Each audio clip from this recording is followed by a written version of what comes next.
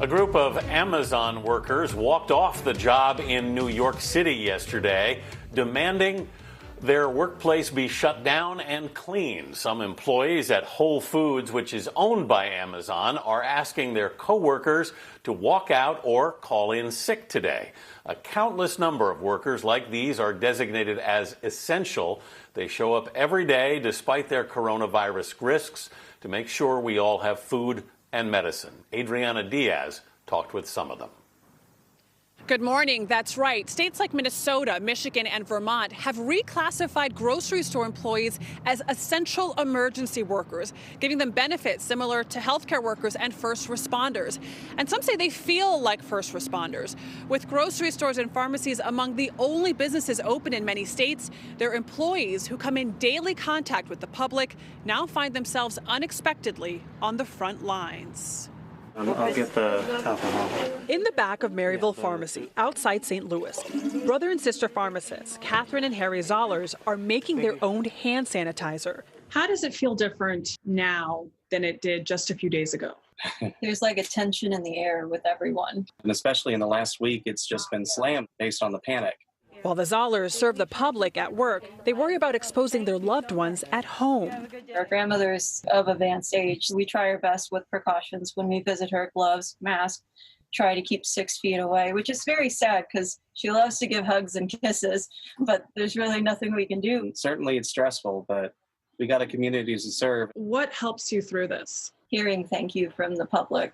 They've thanked us for being there in a similar way that I've done for soldiers and firemen. There's growing gratitude at grocery stores, too. New York Trader Joe's employee Arielle Grosswerder says she appreciates it, but knows it's temporary. Right now, we are essential workers, but in another 2 months, we'll just be minimum wage workers again, who no one thinks about. We're all being told to stay at least 6 feet away from one another, but that's really hard to do at a supermarket. Yes, for sure. We're doing every other register, but when somebody comes with their groceries, they usually come within 2 feet. She says her parents want her to stop working, but I personally am not okay with the fact that anyone who can afford to stay home is, and then those who cannot afford to and have to keep going to their hourly job are the ones at risk. Everybody's like in shambles. People like single mother Brenda Allen, who's worked for more than 20 years at a Walmart in Louisiana. I know I have to do my job. It's pretty scary, but I have no choice. So when you come home, what do you do, if anything, differently? I Lysol on my whole body then. You use Lysol wipes on your clothes and your skin? Lysol spray and hands, and I Lysol myself down.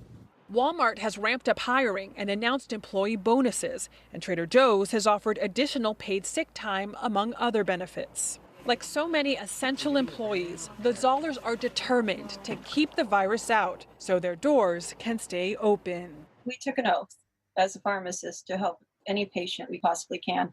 And, we take that pretty seriously. While we were interviewing the pharmacists, they sold their last box of masks. So they're going to have to reuse the masks they were wearing for as long as they can.